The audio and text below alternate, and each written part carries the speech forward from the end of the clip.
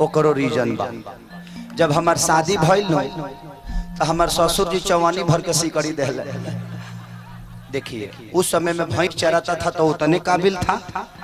अब हो तब न 1.5 किलो मांग लेती, अब हो तो खेसरिया फरारी मांगी थी। अब अगर होता, अगर मेरी शादी नहीं हुई होती तो शायद मैं शादी नहीं करता, क्योंकि मुझे आप लोगों से ज्यादा प्यार है। मैंने अपने गरीबी को देखा है नजदीक से, बड़ी नजदीक से अपने गरीबी को देखा है। मैं 7 भाई हूं, मेरे पापा अकेले कमाने वाले हैं, मेरे चाचा के 4 लड़के हैं और मैं 3 भाई। मेरी चाची बहुत पहले गुजर गई, मेरी मां ने ही चारों बच्चों को पाला, इसलिए 7 भाई बोलता हूं मैं। और हमने इतनी गरीबी देखी है कि पापा रात को गार्ड की नौकरी करते थे और दिन में चाना बेचकर हम लोगों को हर चीज पालते थे और पोसते थे। तो मैंने उस गरीबी को देखा है। मैं आज आप सबको बताना चाहता हूं कि मैं इसी उम्र में मैं 2011 में हीरो बना था। 2011 में मैं आज 19 से शायद 10 साल हो गया ना, 10 साल हो गया। मैंने इस बीच में मैं अगर 1 करोड़ रुपए अगर कमाता हूं तो कम से कम उसमें से 40 लाख रुपए मैं गरीबों के अंदर दान करता हूं तो मुझे सुकून मिलती है, क्योंकि मैंने गरीबी देखी है। आप लोगों के, जबकि वो मेरा पैसा नहीं है, वो मेरा कुछ नहीं है। आप लोग चंदा देते हैं। खेसरिया का एक गाना अगर आप लोग सब्सक्राइब कर देते हैं, खेसरिया के चैनल सब्सक्राइब करते हैं तो मुझे 10 पैसे मिलते हैं उससे। तो 10 पैसे मिलते हैं तो उसी 10 पैसे से मैं उन गरीबों को, मैंने 62 बच्चों को गोद लिया है, अपना बेटा की तरह पालता हूँ, पढ़ाता हूँ और उनका ख्याल रखता हूँ। मैं आप सबसे भी बोलता हूँ कि आपके जीवन आपके परिवार के लिए नहीं मिली है। मैं इसलिए करता हूं कि सारी दीवानगी जो आप सबकी है, अगर एक भी आदमी खेसारी के असूलों पे चल गया तो शायद मेरा उन गरीबों के लिए करना सार्थक हो जाएगा।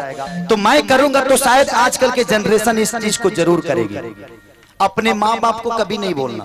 मैंने जो कुल्ली नंबर 1 सिनेमा बनाई है, अगर एक भी बच्चा अपने माँ बाप को अनाथ आश्रम नहीं भेजा तो शायद उस सिनेमा बनाना मेरा सार्थक हो जाएगा। तो इसलिए मैं कोशिश करता हूं कि वहां वो काम करूं। अपने बीबी को अगर आप 50,000 का कुछ खरीद दीजिएगा ना सर, तो कभी थैंक यू नहीं बोलेगी आपको। लेकिन किसी गरीब को अगर जरूरत पे अगर 50 रुपये दे दीजिएगा ना, तो लगेगा कि उसके जीवन के सब कुछ मिल गया आपको। तो करके देखिएगा, बड़ा मजा आता है। मेरे छपरा में 45 घर जल गए थे। मैंने उनको कुछ नहीं दिया, घर बनाने का थोड़ा सा मदद किया। YouTube पे जाइए, लोगों ने दुआओं से भर दिया। खेसारी तो भगवान है, लेकिन भगवान नहीं, खेसारी आप सबका प्यार है और उसी में रहना चाहता हूँ।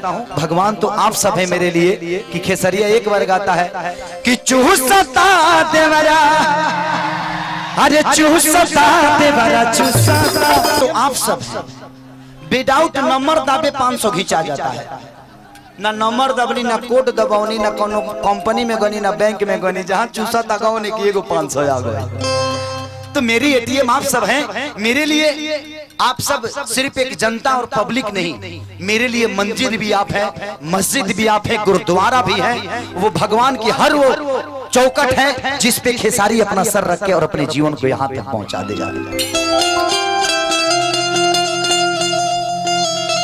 अरे की मरी जाई भी ससुरा तहरा जाए के पहिले, अफेल होई हाथ का छपाए के पहिले। एक लड़का एक लड़की से प्यार करता है। अलैकवा कहता कि ये जान तोहर ब्याह होता, माइक दे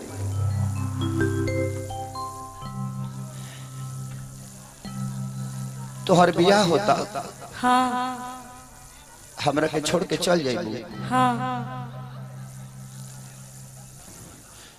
तो हमरा से प्यार के नाटक कैले रहत नदी से ना ये जान। हाँ सच में अब हमार बियाह होता, रउआ अपन जिंदगी संभाली। अब हम का भैंस के लेके संभारे। जब तू चलिए जाइबू तो जब इंसान के साथे हमार जीवन ना कटी तो भैंस के संग का करे रे। बताओ हम जीवन भर दूध दू ही तू कहीं और जाबू। अब तो जाने के पड़े। वही सीट पर भेजे के फेर में लागल बिया। हमरा के मुंह के किनारे ले जाइबे काते ना जान ना ना लड़किया कलश की देखा जान अइहा जरूर हमरा शादी में। लेकिन लड़कवा जवन रहे साउंड के मालिक रहे, साउंड ऑपरेटर रहे, तो करे बिया हमें ओकर बाबूजी ओकर साटा क देले। तो कहलस ते आ तो गइल बड़ा, लेकिन एगो काम करी है, एगो गाना मत बजाइहा कि याद कर जहिया कुहारी रहलू अपियावा से पहिले हमार रहलू।